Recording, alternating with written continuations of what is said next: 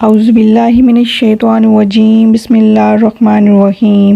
السلام علیکم، میں ہوں تفسیر پوائنٹ سے۔ مصائب کے ذکر کے موقع پر کی جانے والی باتوں میں سب سے خوبصورت وہ بات ہے جسے حسین ابن علی رضی اللہ تعالیٰ عنہ اپنے دادا سے روایت کرتے ہوئے کہتے ہیں، انہوں نے فرمایا، جس مسلمان کو کوئی بھی مصیبت آئے پھر وہ اسے یاد کرے، اگرچہ وہ بڑی قدیم ہو، اور اس پر انا للہ پڑھ لے تو اللہ تعالیٰ اسے اتنا ہی اجر دیتا ہے جتنا اسے اس مصیبت کے آنے کے دن دیا گیا تھا۔ اس حدیث کو حضرت حسین رضی اللہ تعالیٰ عنہ کی بیٹی فاطمہ نے روایت کیا ہے، جو ان کی شہادت کے موقع پر موجود تھیں۔ اس سے معلوم ہوتا ہے کہ حسین رضی اللہ تعالیٰ عنہ پر ٹوٹنے والی مصیبت کو ہمیشہ یاد رکھا جائے گا۔ یہ اسلام کی خوبی ہے کہ انہوں نے نبی کریم صلی اللہ علیہ وآلہ وسلم کی اس سنت کی آگے تبلیغ کر دی، اور وہ یہ کہ شہادت کا یہ واقعہ جب بھی یاد آئے انا للہ پڑھ لیا جائے۔ اس طرح انسان کو اتنا ہی اجر ملے گا جتنا اس دن ملا تھا جب مسلمانوں کو اس مصیبت کا سامنا کرنا پڑا، مگر جو شخص اتنا عرصہ بیت جانے کے بعد وہ کام کرے جس سے حضرت صلی اللہ علیہ وآلہ وسلم نے منع فرمایا تھا، جیسا کہ رخسار پیٹنا،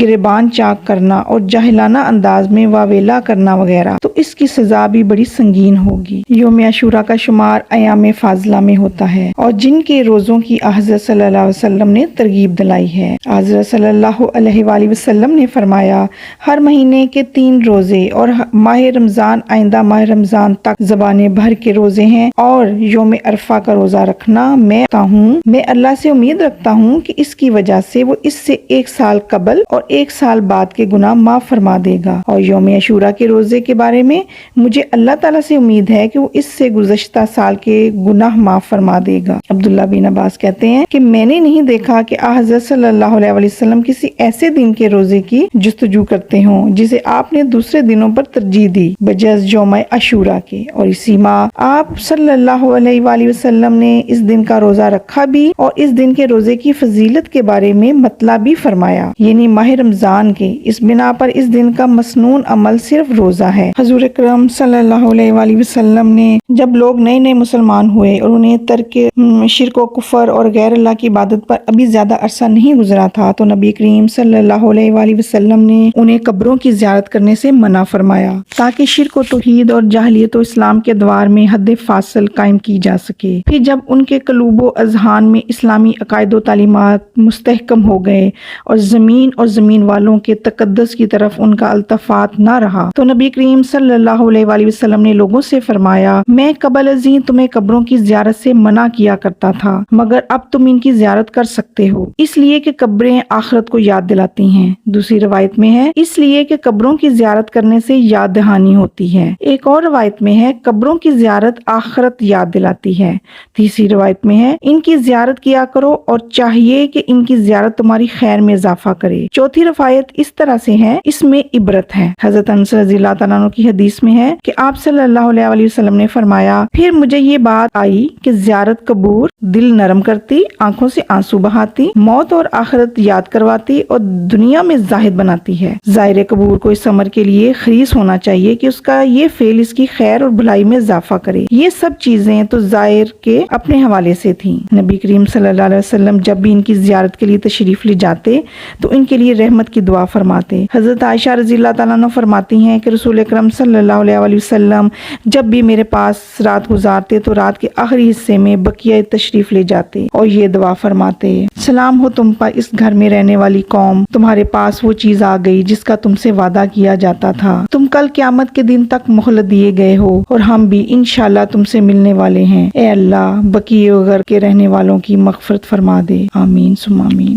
جی ناظرین، سورۃ بقرہ کی آیت نمبر 28 اور 29 کا ترجمہ اور تفسیر بیان کرتی ہوں۔ کیف تکفرون باللہ وکنتم امواتا فاحیاکم ثم یمیتکم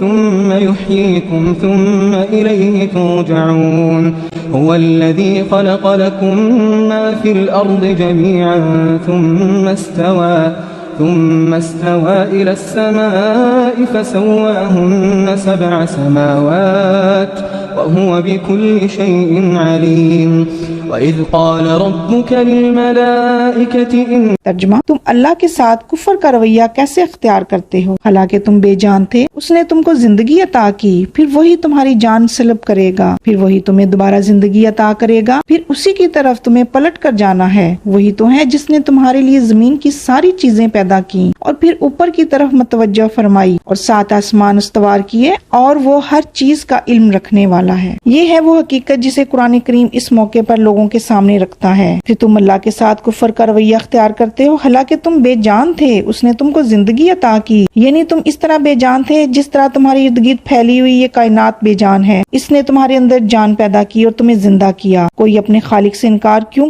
کر سکتا ہے؟ ثم یمیتکم، پھر تمہاری جان سلب کرے گا۔ یہ بھی ایک ایسی حقیقت ہے جس کا کوئی انکار نہیں کر سکتا، کیونکہ زندہ ذی روح مخلوقات کا مرنا روز امر کا معمول و مشاہدہ ہے، لہذا زندگی کے بعد مرنا ایک ایسی حقیقت ہے جو از خود ہی ذہنوں پر حاوی ہوتی ہے اور اس میں کسی قسم کی بحث و جدال کی کوئی گنجائش نہیں ہے۔ ثم یحییکم، پھر وہ تمہیں دوبارہ زندگی عطا کرے گا۔ یہ بھی حقیقت ہے، یہ تھی وہ حقیقت جس میں ان کو شک تھا، لہذا وہ اس کے بارے میں بحث و جدال کرتے تھے، اور آج بھی اس میں بعض لوگ کج فطرت لوگ شک کرتے ہیں اور آج پھر صدیوں قبل کی جہلیت کی طرف لوٹ چکے ہیں۔ لیکن انسان اگر اس بات پر غور کرے کہ وہ پہلے بھی کچھ نہ تھا اور اب بھی کچھ نہیں ہے، وہ پہلے بھی کچھ نہ تھا اور اب بھی کچھ بھی پیدا نہیں کیا گیا، لہٰذا یہ بات عقل سے بعید نہیں ہے کہ موت کے بعد دوبارہ اسے زندہ کیا جا سکتا ہے۔ بس یہ عقیدہ کوئی ایسا عجوبہ نہیں ہے کہ لازماً اس کی تکذیب ہی کی جائے۔ ثم الیہ ترجعون، پھر اسی کی طرف تمہیں پلٹ کر جانا ہے جس نے تمہیں پہلی مرتبہ پیدا کیا تھا، اسی طرح تم اس کی طرف لوٹو گے جیسا کہ اس نے تمہیں پہلی مرتبہ پیدا کیا، جس طرح اس نے تمہیں زمین میں پھیلایا، جس طرح تم مردہ حالت سے نکال کر اس زندہ حالت کی طرف لائے گئے، اسی طرح تم اس کی طرف پلٹ کر جاؤ گے تاکہ وہ تمہارے درمیان اپنا حکم نافذ کرے، تمہارے بارے میں فیصلے کرے۔ یہ ایک مختصر سی آیت ہے، لیکن اللہ تعالیٰ نے اس کے اندر پل بھر میں زندگی کا پورا دفتر پھیلا دیا ہے اور لپیٹ بھی لیا ہے۔ ایک چمک اٹھی اور دیکھا گیا کہ پوری انسانیت اللہ تعالیٰ کے قبضہ قدرت میں ہے۔ اللہ نے پہلے اسے زندہ کر کے زمین پر پھیلایا، پھر اسے اچانک موت نے آ لیا۔ پھر روز محشر کا منظر ہے جس میں پوری انسانیت اٹھ رہی ہے اور اللہ کی طرف لوٹ رہی ہے، اور انسانی احساس و شعور پر اس کے گہرے اثرات مرتب ہوتے ہیں۔ آیت نمبر 28 میں جس میں بتایا وہی تو ہے جس نے تمہارے لیے زمین کی ساری چیزیں پیدا کی، پھر اوپر کی طرف توجہ فرمائی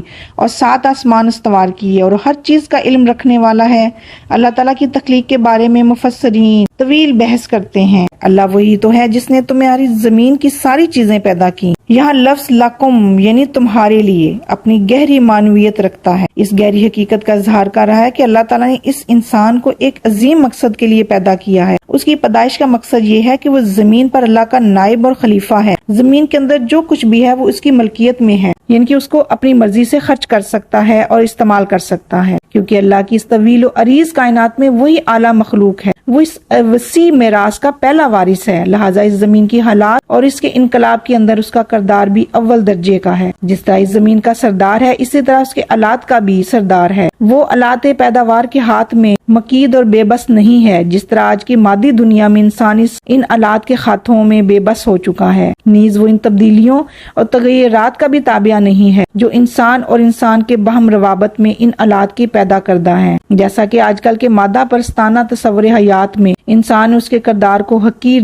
جانا جاتا ہے، اسے بے جان اور بے شعور آلات کا غلام بنا دیا جاتا ہے، حالانکہ وہ ان سے برتر اور ان کا سردار ہے۔ قرآن کی روح سے ساری اقدار میں سے کوئی بھی ایسی نہیں ہے کہ اسے انسانیت کی قدر و قیمت سے برتری حاصل ہو، انسان ان کے سامنے ذلیل و خوار ہو اور وہ اس کے مقابلے میں بلند و بالاتر ہو۔ یہاں اللہ تعالیٰ اپنی جس نعمت کا ذکر فرما رہے ہیں وہ اس کے کفران پر نکیر ہو رہی ہے۔ وہ صرف یہ نہیں ہے کہ اللہ تعالیٰ نے انسان کو زمین کی تمام نعمتوں سے نوازا، بلکہ یہ بھی ہے کہ انسان ان تمام چیزوں کا مالک اور متصرف بھی ہے، یہ کہ انسان کی قدر و قیمت ان تمام مادی اقدار سے برتر ہے اور جن پر یہ زمین حاوی ہے۔ آیت کی اس اصولی اور عام مفہوم کا سمجھ لینا ہی کافی ہے۔